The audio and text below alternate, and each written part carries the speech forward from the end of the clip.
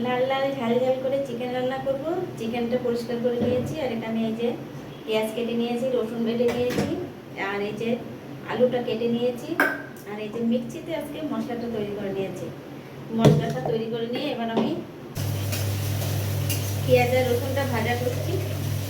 এটা হাফটা ভাজা হয়ে এসছে, তার মধ্যে এবার আমি এই আলুটা দিয়ে দেবো।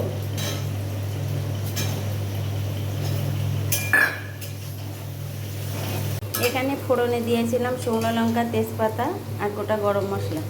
ফোড়নটা দিয়ে পেঁয়াজ রসুন আর আলু সমেত ভেজে নিচ্ছি। ভাজাটা প্রায় হয়ে এসছে, এবার এখানে আমি চিকেনটা অ্যাড করব। এবার আমি এখানে চিকেনটা দিয়ে দেবো।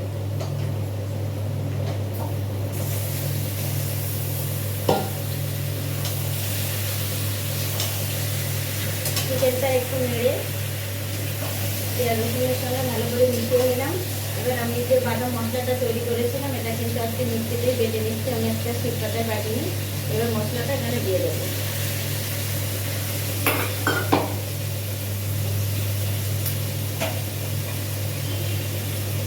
এটা দিয়ে একটু জল দিলাম।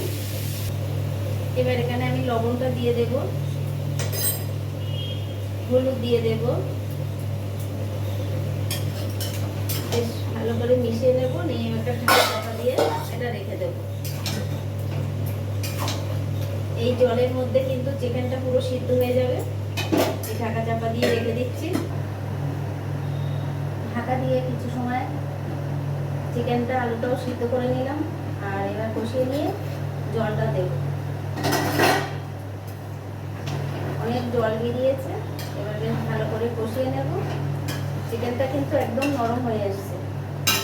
একটু জলটা বাড়িয়ে দিলাম, মাছের জলটা কমানো আছে। এই যে দেখো চিকেনটা একদম কিন্তু নরম হয়ে এসছে। মনে হয় আর জল দিতে হবে না, এটাই কষা কষা হয়ে যাবে পুরো। তেলটা উঠে গেলেই নামিয়ে নেব গরম মশলা দিয়ে। এই যে দেখো চিকেন রান্নাটা রেডি হয়ে গেছে। একটু লাল লাল ঝাল ঝাল করে রান্নাটা করে নিলাম। রান্নাটা কিন্তু পুরো রেডি। এবার আমি নামিয়ে নেব, তারপরে আসছি ফিরে।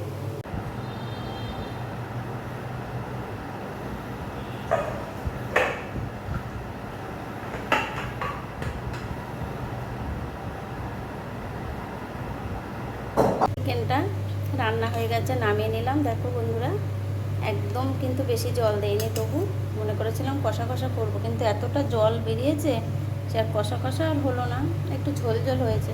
যাই হোক, এর পুরো তেল দেখতে পাচ্ছ, গোটা মুরগি তো, গোটা মুরগির এমনি উপরে যে ছাল থাকে, এই ছালের থেকে যে তেল বেরোয় এটা কিন্তু পুরো তেল, সব তেলের ঝোল।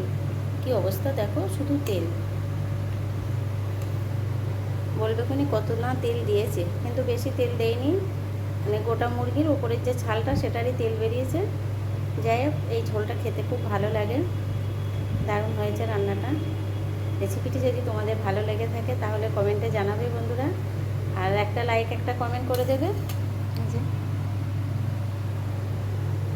রান্না তো রেডি হয়ে গেছে, স্যালাড কেটে চলে এসেছি, এবার সবাইকে পরিবেশন করব।